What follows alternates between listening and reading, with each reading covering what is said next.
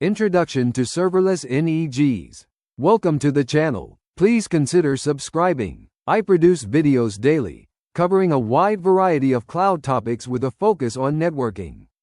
Also, hit the bell icon to get notified of new videos. Today, we're diving into one of Google Cloud's most powerful networking features, Serverless Network Endpoint Groups, or NEGs.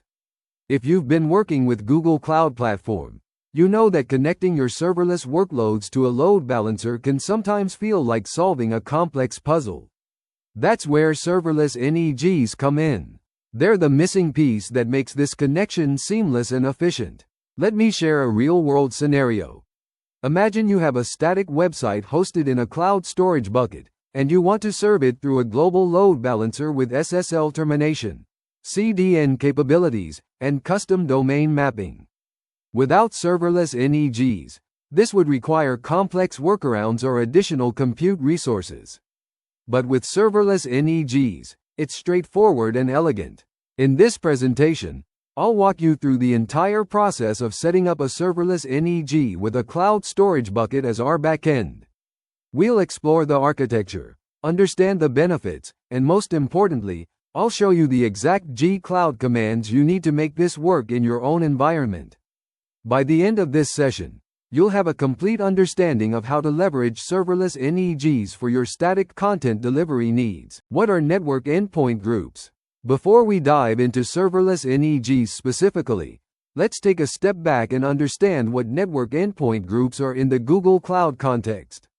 Think of NEGs as logical groupings of network endpoints that receive traffic from a load balancer. They're essentially the bridge between your load balancer and your backend services. Traditional NEGs typically point to virtual machine instances or containers running on Google Kubernetes engine. They use IP addresses and ports to identify endpoints. However, the cloud landscape has evolved, and we're not just dealing with virtual machines anymore. We have serverless services like Cloud Run, App Engine, Cloud Functions, and even cloud storage buckets that need to be exposed through load balancers. This is where serverless NEGs come into play. Unlike traditional NEGs that use IP port combinations, serverless NEGs use service names or URLs to identify endpoints. This abstraction is powerful because serverless services don't have fixed IP addresses, as they're managed by Google Cloud and scale automatically. In our diagram, you can see how NEGs fit into the overall Google Cloud load balancing architecture. The load balancer receives incoming traffic, evaluates the URL map rules, and then forwards the traffic to the appropriate backend service, which is connected through an NEG for serverless workloads. The serverless NEG handles the translation between the load balancer's expectations and the serverless service's actual implementation. The beauty of this approach is that it provides a unified interface for all types of backends, whether they're traditional virtual machines, containers, or serverless services. This consistency makes it easier to build hybrid architectures where different parts of your application use different compute paradigms. Serverless NEG, types and use cases. Now let's explore the different types of serverless NEGs available in Google Cloud. Each type is designed for specific serverless services, and understanding these distinctions is crucial for choosing the right one for your use case. First, we have Cloud Run NEGs. These are perfect when you're running containerized applications on Cloud Run. The NEG points to your Cloud Run service, and the load balancer can distribute traffic across multiple revisions if needed. This is ideal for microservices architectures where you want fine-grained control over traffic distribution. Next, there are App Engine NEGs. If you're using App Engine for your web applications, these NEGs allow you to expose your App Engine services through a load balancer. This is particularly useful when you want to combine App Engine with other services behind the same load balancer, creating a unified entry point for your application. Cloud Functions NEGs are designed for event-driven architectures. When you have HTTP-triggered cloud functions that need to be exposed through a load balancer, perhaps for added security features or traffic management, these NEGs make it possible. Finally, and this is our focus today, we have Cloud Storage Bucket NEGs. These are fascinating because they allow you to serve static content directly from cloud storage through a load balancer. This means you get all the benefits of Google's Global Load Balancing Infrastructure, SSL termination, CDN integration, custom domains, for your static websites or assets. The use cases for Cloud Storage Bucket NEGs are numerous: hosting static websites, serving large media files, distributing software downloads, or even creating a content delivery network for your application's static assets. The key advantage is that you don't need any compute resources. The content is served directly from cloud storage, making it incredibly cost-effective and scalable. Architecture overview. Let me walk you through the complete architecture of our serverless NEG setup with cloud storage. This diagram shows how all the components work together to serve your static content globally.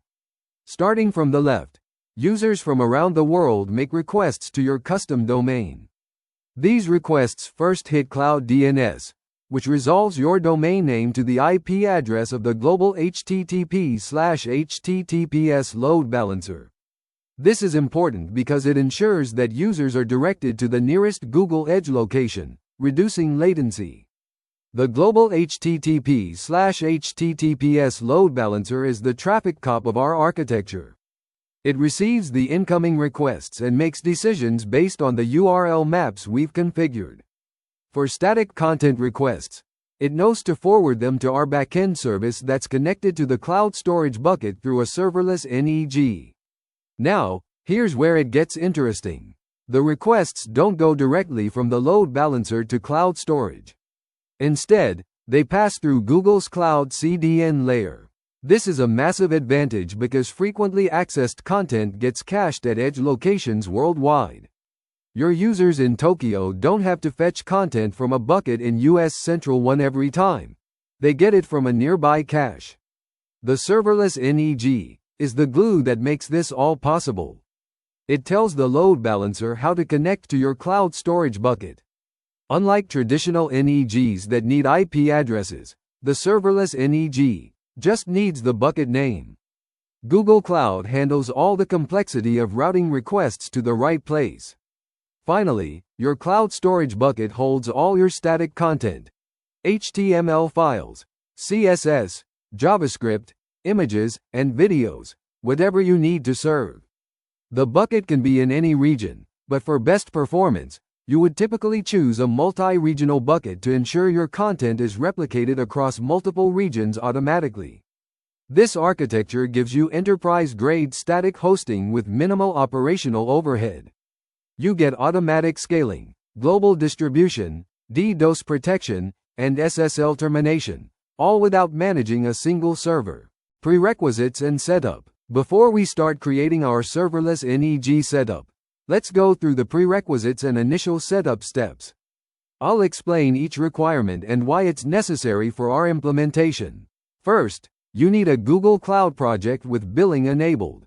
This is straightforward, but make sure you have the necessary permissions. Specifically, you'll need roles like Compute Network Admin, Storage Admin, and Load Balancer Admin.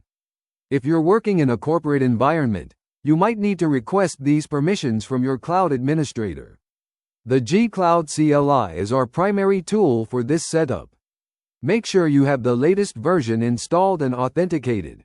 The command gcloud auth login will open your browser for authentication. After that, set your project with gcloud config set project your project ID. This ensures all subsequent commands run in the correct project context. You'll need a cloud storage bucket with public access configured. This is crucial because the load balancer needs to fetch content from the bucket on behalf of your users. The bucket should be configured with uniform bucket level access, and you'll need to set the all users entity with the storage object viewer role. Don't worry if this sounds complex. I'll show you the exact commands. For our example, I recommend creating a new bucket in a multi-regional location for better performance. The command would be gcloud storage buckets create gs:// your bucket name location equals US uniform bucket level access. The uniform bucket level access flag is important as it simplifies access management. If you plan to use a custom domain, and you probably should for production use, you'll need to own a domain and have access to its DNS settings. You'll also need to create an SSL certificate, which can be either a Google managed certificate or one you upload yourself. Google managed certificates are easier and automatically renew, so I recommend using them unless you have specific requirements. Finally, make sure the necessary APIs are enabled in your project.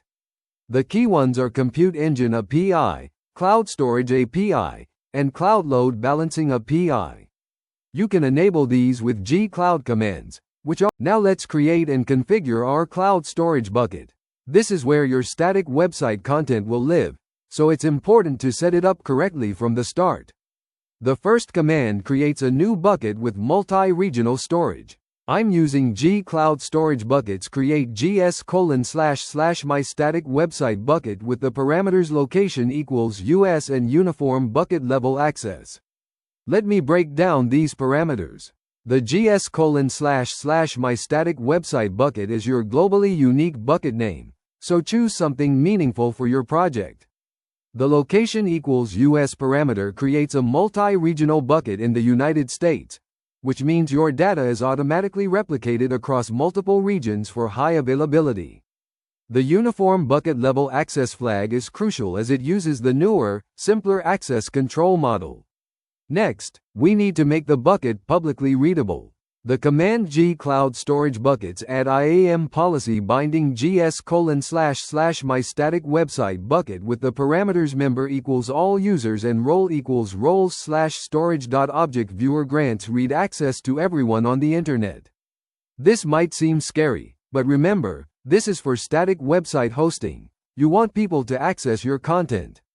The all users member is a special identifier that represents anyone on the internet, and roles/storage.object viewer allows them to read objects but not list the bucket contents or modify anything. Now we upload our website files. I'm showing a simple example with gcloud storage cp index.html gs:// my static website bucket / but in practice, you'd likely upload an entire directory structure. You can use gcloud storage cp with the R flag to recursively copy all files from a local website directory. The last two commands configure website-specific settings.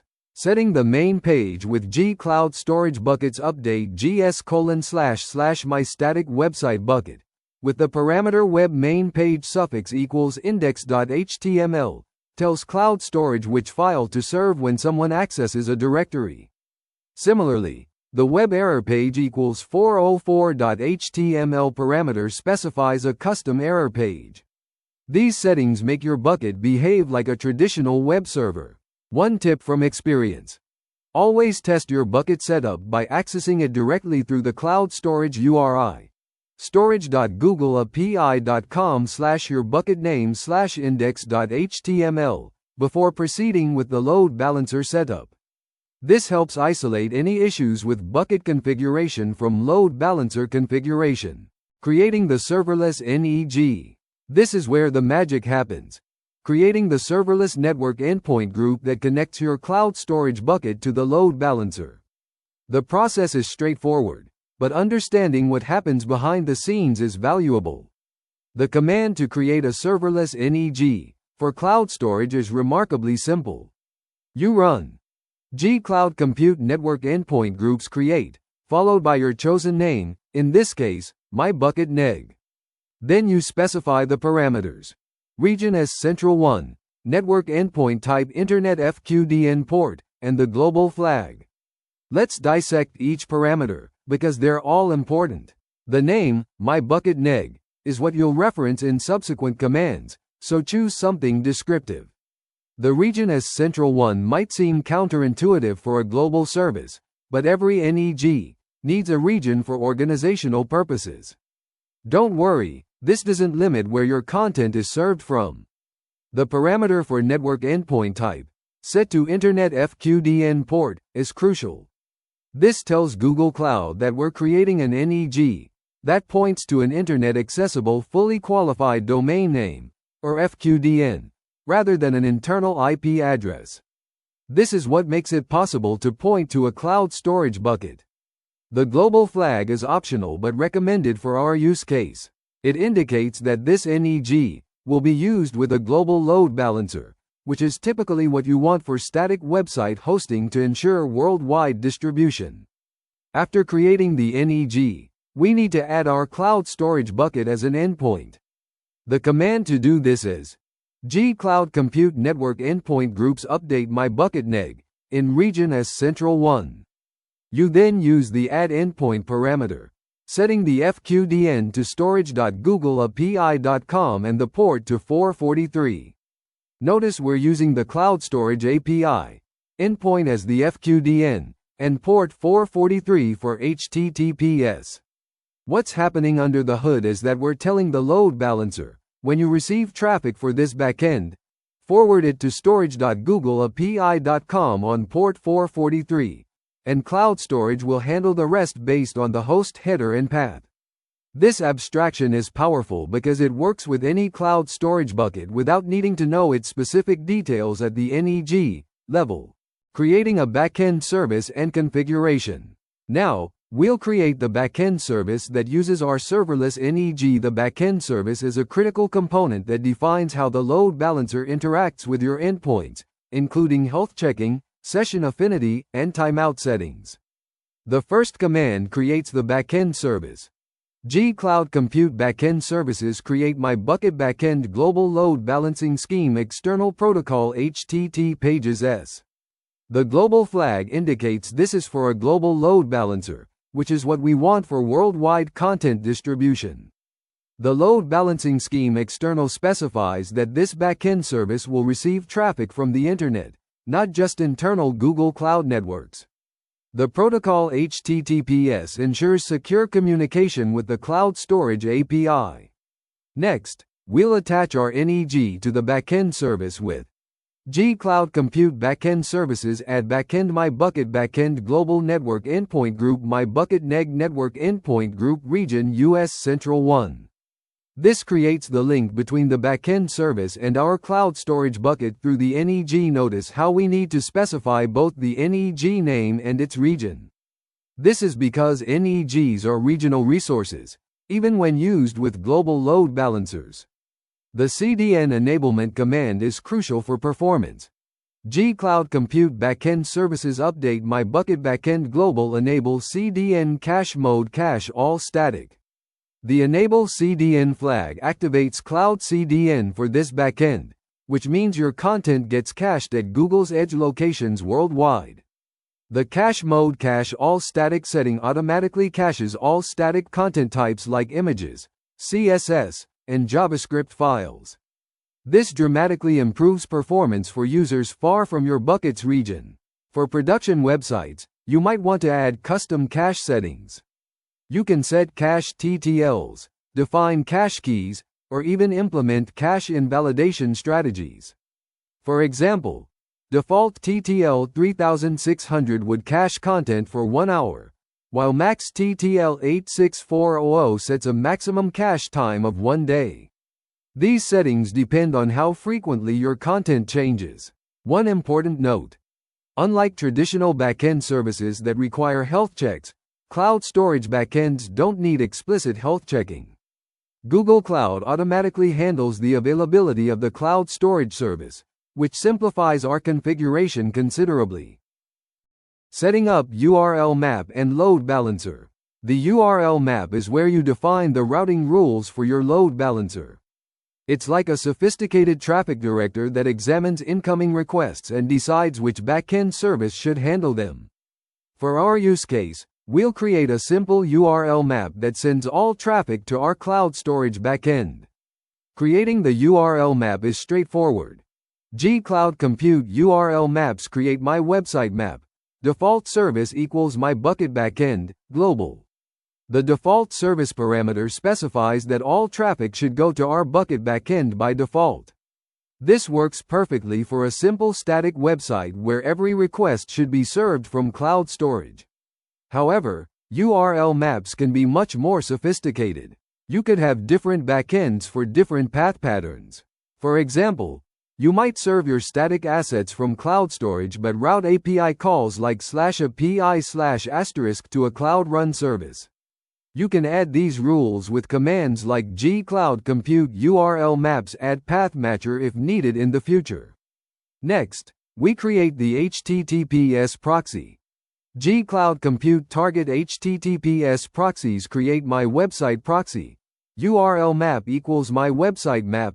SSL certificates equals my website cert, global. This proxy terminates SSL/TLS connections and forwards the decrypted traffic to your backend. The SSL certificates parameter references an SSL certificate you've already created, which we'll cover in detail soon. Finally, we create the forwarding rule. gcloud compute forwarding rules create my website LB, global, target HTTPS proxy equals my website proxy, ports equals 443. This is what actually creates the external IP address that users will connect to. The forwarding rule listens on port 443 for HTTPS and sends traffic to our HTTPS proxy. After running this command, Google Cloud will provision a global anycast IP address. This single IP address works worldwide. Users are automatically routed to the nearest Google Edge location, which then retrieves content from your cloud storage bucket or from the CDN cache if available. You can see the assigned IP address by running gcloud compute forwarding rules describe my website LB, global. The beauty of this setup is that you now have enterprise-grade global load balancing for your static website. You get automatic failover, DDoS protection, and global distribution, all managed by Google's infrastructure. SSL certificates are essential for any modern website, and Google Cloud makes it easy to implement HTTPS for your static site. You have two options: Google Managed Certificates or Self-Managed Certificates. I'll cover both, but I strongly recommend Google Managed Certificates for most use cases. For a Google Managed Certificate, the command is simple. gcloud compute SSL certificates create my website cert domains equals www.example.com, example.com global. You can specify multiple domains separated by commas. Google will automatically provision and renew these certificates, removing the operational burden of certificate management. The certificates are signed by Google's Certificate Authority and are trusted by all major browsers. The challenge with Google Managed Certificates is that they require DNS validation. This means your domain must already be pointing to the load balancer's IP address before Google can issue the certificate. This creates a chicken and egg problem. You need the certificate to create the HTTPS proxy, but you need the load balancer IP to get the certificate.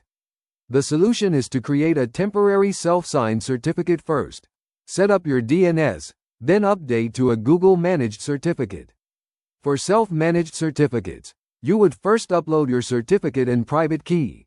gcloud compute SSL certificates create my website cert certificate equals cert.pem private key equals key.pem global.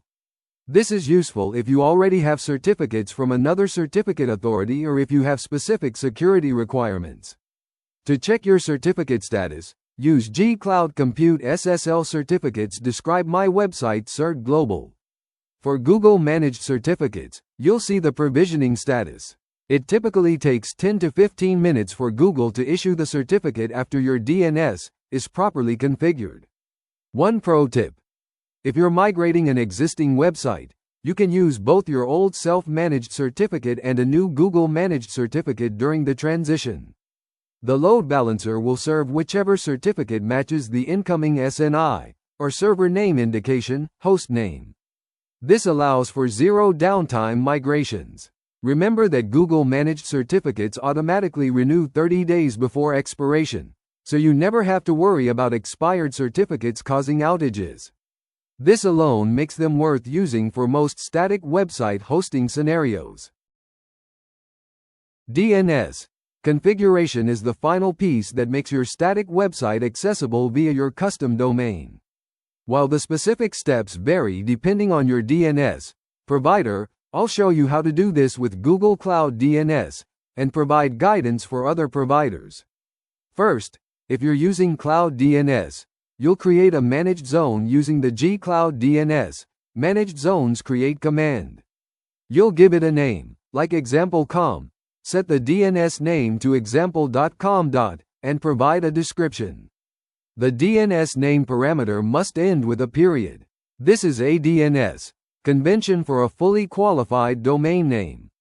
This command returns nameservers that you'll need to configure with your domain registrar. Next, create the A record that points to your load balancer. You'll use the gcloud DNS record sets create command for www.example.com. Be sure to specify the zone, a type of ATTL, of 300, and the RR datus pointing to your load balancer's IP address, like 34.120.0.1. Replace the IP address with your actual load balancer IP, which you can find by running the command gcloud compute forwarding rules list.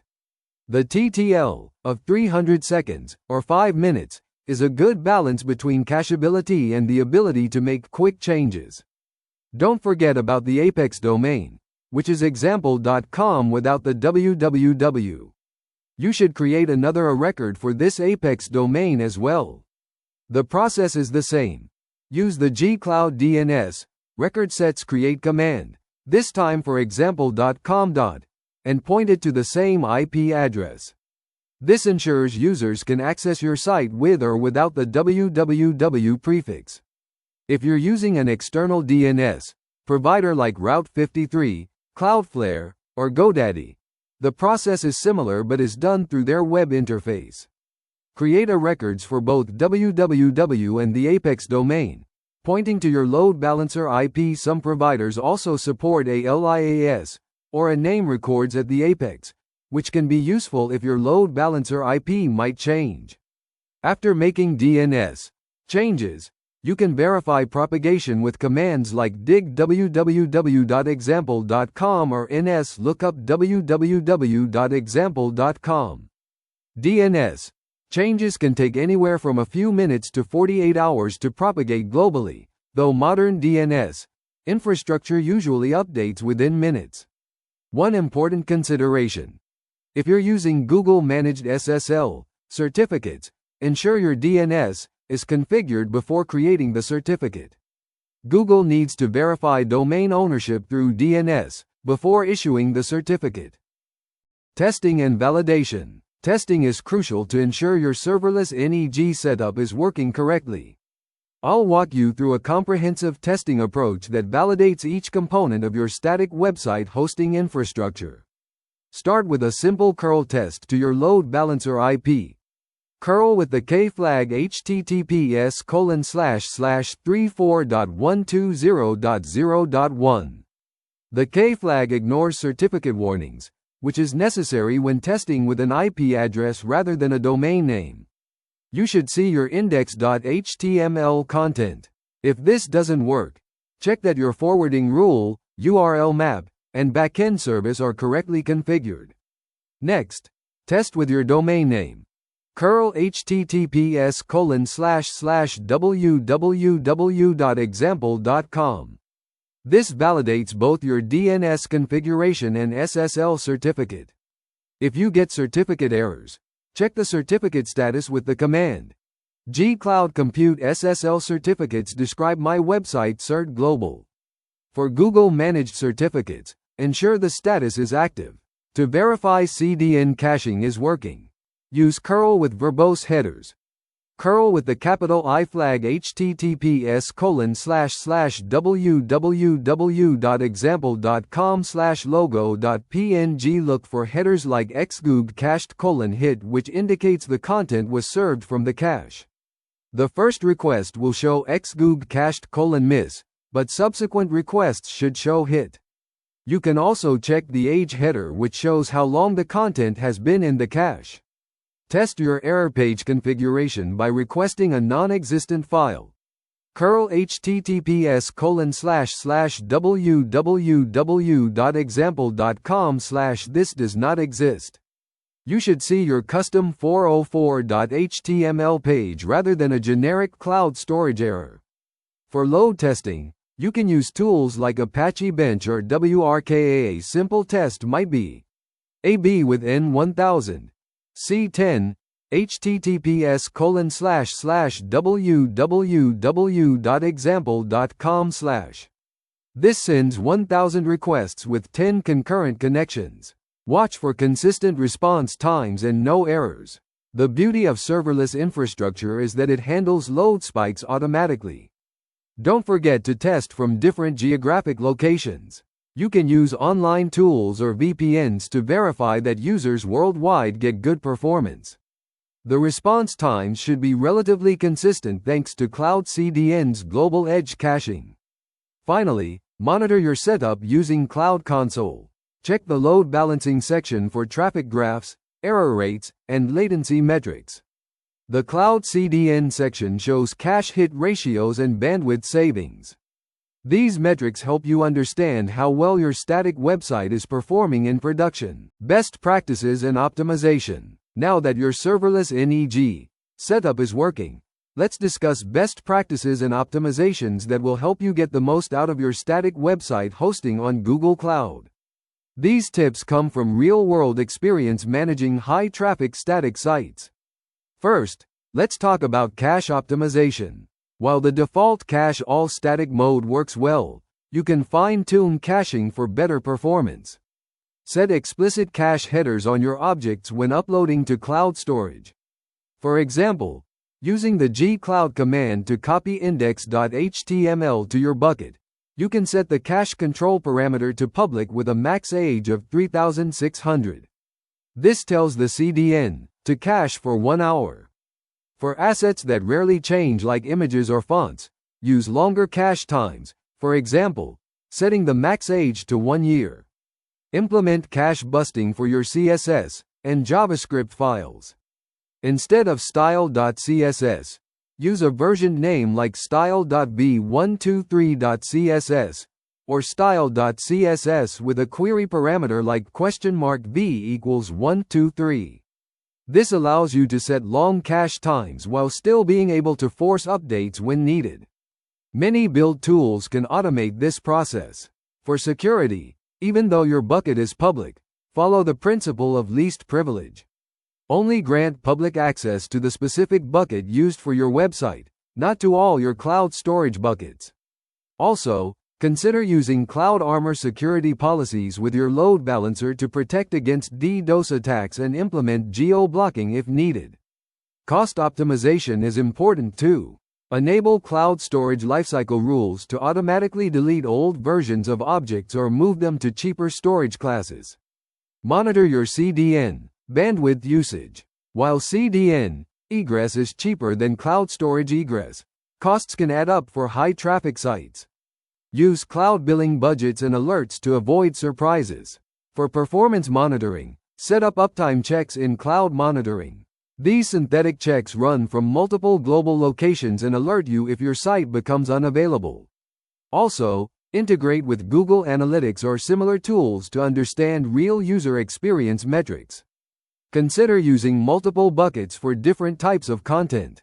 For example, have one bucket for your main website files and another for user-uploaded content or large media files. This allows you to apply different security policies and lifecycle rules to each type of content. Finally, automate your deployment process. Use Cloud Build or GitHub Actions to automatically upload new content to your bucket when you push changes to your repository. This reduces human error and makes updates faster and more reliable. Troubleshooting common issues. Even with a careful setup, you might encounter issues with your serverless NEG configuration. Let me share the most common problems and their solutions, based on real-world troubleshooting experience. The most frequent issue is the dreaded 404 error when accessing your site through the load balancer. First, verify your bucket name and region match what's configured in the NEG. Use gcloud compute network endpoint groups describe my bucket neg region equals as central 1 to check the endpoint configuration. Ensure the FQDN is exactly storage.googleapi.com and the port is 443. If you're getting SSL, certificate errors, check the certificate status with the describe command. For Google Managed Certificates, the most common issue is DNS, not pointing to the load balancer IP before certificate creation. The certificate will stay in a provisioning state until DNS is correct. You might need to delete and recreate the certificate after fixing DNS. Permission denied errors usually mean your bucket isn't properly configured for public access. Verify with gcloud storage buckets. Get IAM policy gs://mybucket. You should see all users with the roles/storage.object viewer role. If not, rerun the add IAM policy binding command. Also, check that uniform bucket level access is enabled. Slow performance can have multiple causes. First, check if CDN is actually enabled on your backend service. Look for the xgoog cached header in responses. If you're consistently seeing miss, your cache configuration might be incorrect. Check object metadata for cache control headers. Also, verify your bucket location. A bucket in a single region far from your users will have higher latency for cache misses. If your custom error pages aren't working, ensure you've set both the main page suffix and error page on your bucket. The error page must actually exist in your bucket. Upload a 404.html file if you haven't already. Test by accessing a non-existent path through your load balancer. For intermittent errors, check the load balancer logs. Enable logging with gcloud compute backend services. Update my bucket backend. Enable logging global. Logs will show up in cloud logging and can reveal issues like timeout errors or backend connection problems. Remember, the Cloud Console can be invaluable for troubleshooting. The load balancing section shows real-time metrics and error rates. If you see backend errors, the issue is likely between the load balancer and cloud storage. Front-end errors usually indicate client-side issues or SSL problems. Cost analysis and pricing. Understanding the cost implications of your serverless NEG setup is crucial for budget planning. Let's break down the components and provide some real-world cost estimates based on typical usage patterns. Starting with cloud storage, you pay for three things: storage, operations, and network egress. Storage costs depend on your bucket's location and storage class. Multi-regional buckets cost about $0.026 per gigabyte per month, while regional buckets are cheaper at $0.020 per gigabyte per month. For a typical 1 GB static website, this is negligible, amounting to less than 3 cents monthly. Operations costs include things like GET requests when users access your files. Class A operations, which are writes, cost $0.005 per 1,000 operations, while Class B operations, or reads, cost $0.0004 per 10,000 operations. For a website with 100,000 page views monthly, this might add up to just a few cents. Network egress is where costs can add up without a CDN. Cloud storage egress to the internet costs $0.12 per gigabyte after the first free gigabyte. However, with Cloud CDN enabled, you pay the much lower CDN egress rate of $0.08 per gigabyte for cache hits. More importantly, you save on cloud storage operations since cached content doesn't generate bucket requests. The load balancer itself has several cost components. You pay about $0.025 per hour, which is roughly $18 per month, for the forwarding rule.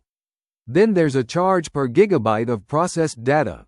For typical static websites, this is minimal since you're not doing complex processing. Cloud CDN charges a monthly fee per cache location, about $50 per month globally, plus the egress costs we mentioned earlier. For high-traffic sites, the bandwidth savings more than offset the cache location fees. Let's look at a real example. A static website with 1 gigabyte of content, 1 million page views per month, and averaging 1 megabyte per page view. Without a CDN, you'd pay about $120 in egress charges. With a CDN, At an 80% cache hit rate, this drops to about $30, plus the CDN, location fees. The break-even point is typically around 500 gigabytes of monthly transfer. To optimize costs, use cloud billing reports to monitor usage. Set up budget alerts before you go live. Consider using cloud storage lifecycle policies to move old content to cheaper storage classes. And always enable a CDN for any site expecting significant traffic. The performance benefits alone justify the cost, and you'll likely save money on bandwidth too. Let's explore some advanced features that can take your serverless NEG setup to the next level. These configurations are particularly useful for production deployments where you need fine-grained control over behavior and performance. Custom headers are powerful for controlling browser behavior and improving security. You can add headers at the backend service level with commands like gcloud compute backend services update my bucket backend with the custom response header parameter set to xframe options : same origin. This particular header prevents clickjacking attacks. You might also add headers like strict transport security to enforce HTTPS or X content type options to prevent MIME type sniffing. For websites serving different content to different regions, you can implement geo-based routing using multiple backend services. Create separate NEGs and backend services for different regional buckets, then use URL map rules to route traffic based on the client's location. This is particularly useful for compliance requirements where data must stay in specific regions. Cloud Armor integration provides DDoS protection and web application firewall capabilities. While static sites are less vulnerable than dynamic applications, you might still want to implement rate limiting or block traffic from specific countries. Create a security policy with gcloud compute security policies. Create my policy and attach it to your backend service. For a /B testing or canary deployments of your static site, you can use traffic splitting. Create multiple buckets with different versions of your site, set up separate backend services for each, and use URL map weighted routing to split traffic. This lets you test new designs with a small percentage of users before full rollout. Advanced caching strategies can significantly improve performance. Beyond the simple cache modes, you can create custom cache keys that include or exclude query parameters, headers, or cookies. For example, if your static site uses query parameters for versioning, you might want to include them in the cache key to ensure different versions are cached separately. Identity-Aware Proxy, or IAP, can add authentication to your static site. While this seems counterintuitive for public websites, it's useful for internal documentation sites or staging environments. Enable IAP on your backend service to require Google authentication before users can access your content. Finally, consider using cloud build triggers to automate your deployment pipeline. Set up a trigger that watches your Git repository and automatically uploads changed files to your bucket. You can even include cache invalidation commands to ensure users immediately see updates to critical files. Migration strategies. If you're currently hosting your static website elsewhere, maybe on a traditional web server, another cloud provider, or a specialized static hosting service, migrating to Google Cloud with serverless NEGs requires careful planning. Let me walk you through proven migration strategies that minimize downtime and risk. The first step is always to replicate your current setup in Google Cloud without switching traffic. Create your bucket, upload all content, and set up the complete load balancer infrastructure.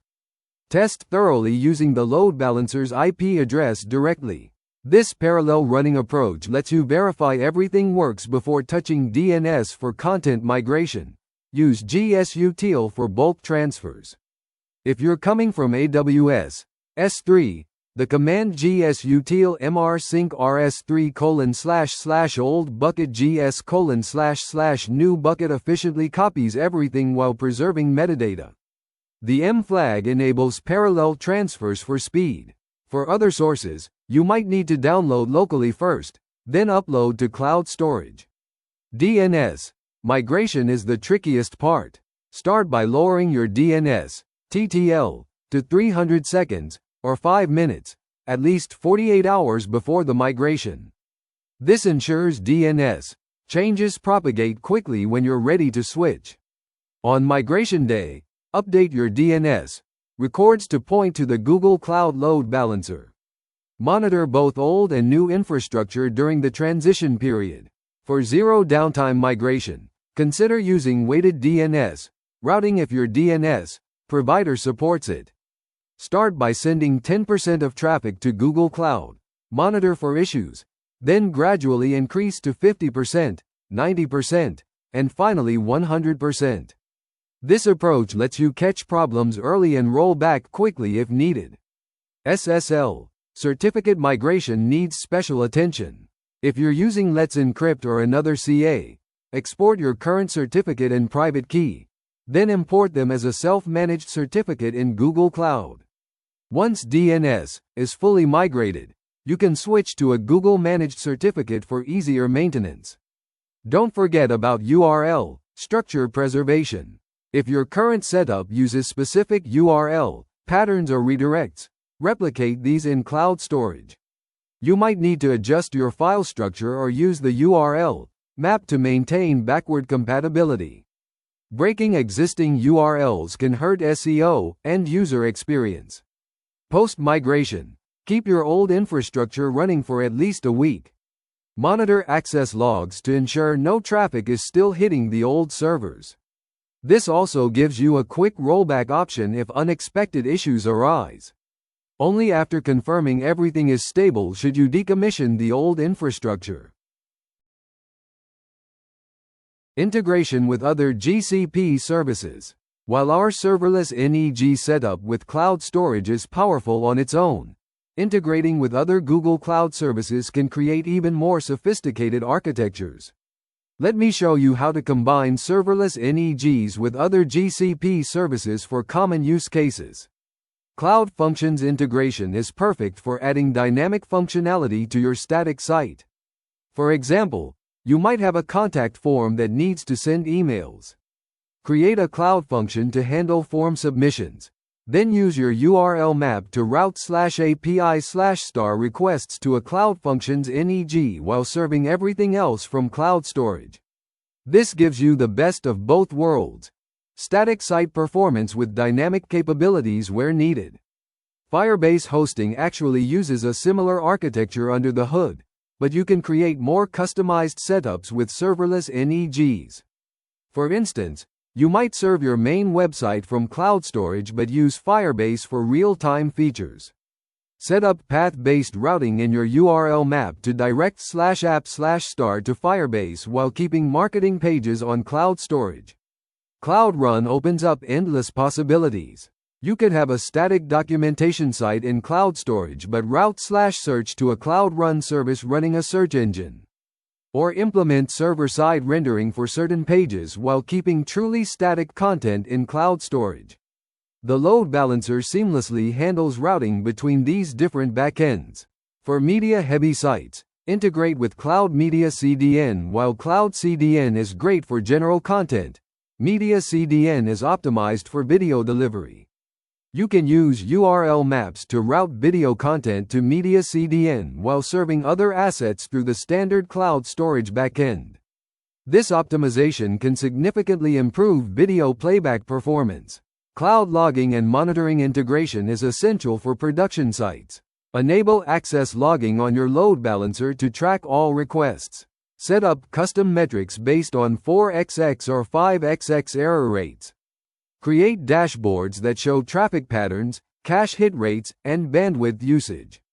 You can even set up alerts for unusual traffic spikes that might indicate a DDoS attack or viral content. API Gateway confront your entire setup if you need features like API key management or request quotas. While this might seem overkill for a static site, it's useful if you're building a developer portal where some content is public but API documentation requires authentication. These integrations showcase the flexibility of serverless NEGs. You're not locked into a single pattern. You can evolve your architecture as requirements change without massive restructuring. Performance monitoring and analytics. You can't improve what you don't measure, So let's dive deep into monitoring and analytics for your serverless NEG setup. Google Cloud provides comprehensive tools to understand how your static website is performing and how users are interacting with it. Start with Cloud Monitoring Dashboards. The load balancing dashboard shows request rates, latency percentiles, and error rates in real time. Pay attention to the 95th percentile latency, as this tells you what experience your slowest users are having. For static sites, you should see very consistent latency, typically under 100 milliseconds for cached content. The command to create a custom dashboard is complex, but you can start with the pre-built load balancing dashboard in the console. From there, you can customize it to add metrics specific to your needs. Key metrics include backend request count, which shows cache misses, front-end RTT, or round-trip time, and total latency breakdown. Cloud CDN provides its own analytics. The cache hit ratio is crucial. For static sites, you should see 80 to 95% hit rates after the cache warms up. If it's lower, investigate your cache configuration. The bandwidth saved metric directly translates to cost savings. You can also see which URLs are most popular and optimize accordingly. For detailed analysis, export logs to BigQuery. The command gcloud logging syncs create my lb sync bigquery.googleapi.com/projects/project id/datasets/dataset id. Log filter resource.type equals http load balancer. Sets up continuous export. Once in BigQuery, you can run complex queries to understand user behavior, identify slow resources, or find broken links. Real User Monitoring, or RUM, complements server-side metrics. Add Google Analytics 4 or a similar tool to your pages. This shows you actual user experience metrics like core web vitals. Pay attention to largest contentful paint, or LCP, and first input delay, or FID, as these affect SEO, rank, summary, and next steps. We've covered a lot of ground in this presentation, from the basics of serverless NEGs to advanced configurations and monitoring. Let's recap the key points and discuss where you can go from here to further enhance your static website hosting on Google Cloud. We started by understanding that serverless NEGs are the bridge between Google Cloud's load balancing infrastructure and serverless services like cloud storage. For static websites, this combination provides enterprise-grade hosting with minimal operational overhead. You get global distribution, automatic scaling, DDoS protection, and SSL termination without managing any servers. The architecture we built consists of a cloud storage bucket for content, a serverless NEG to connect it to the load balancing infrastructure, a backend service with CDN enabled for performance, and a global HTTPS load balancer for worldwide distribution. Each component plays a crucial role in delivering a fast, secure, and reliable website. Key benefits of this approach include cost-effectiveness, where you only pay for storage and bandwidth, infinite scalability, since Google's infrastructure handles any load, global performance, with CDN caching at edge locations, and simplicity, with no servers to patch or maintain. For many use cases, this is superior to traditional web hosting. As next steps, I recommend starting with a simple proof of concept. Create a basic static site and follow the commands we've covered. Once comfortable, explore advanced features like custom headers, CloudArmor integration, or multi-region setups. Consider automating your deployment pipeline with Cloud Build for a complete CI/CD solution. If you're working with dynamic content too, investigate hybrid architectures. Combine cloud storage for static assets with Cloud Run or Cloud Functions for dynamic features. The same load balancer can route to multiple backends, giving you flexibility as your requirements evolve. Stay informed about new features. Google regularly enhances cloud load balancing and Cloud CDN. Recent additions include HTTP/3 support, advanced DDoS protection, and improved cache key customization. Following Google Cloud's release notes ensures you're leveraging the latest capabilities. Remember, The setup we've created is production ready but also a starting point. As your website grows, you can add monitoring, implement advanced caching strategies, integrate with other services, and optimize for your specific use case. The serverless NEG foundation we've built supports all these enhancements. Thank you for your attendance. Please consider subscribing to the channel.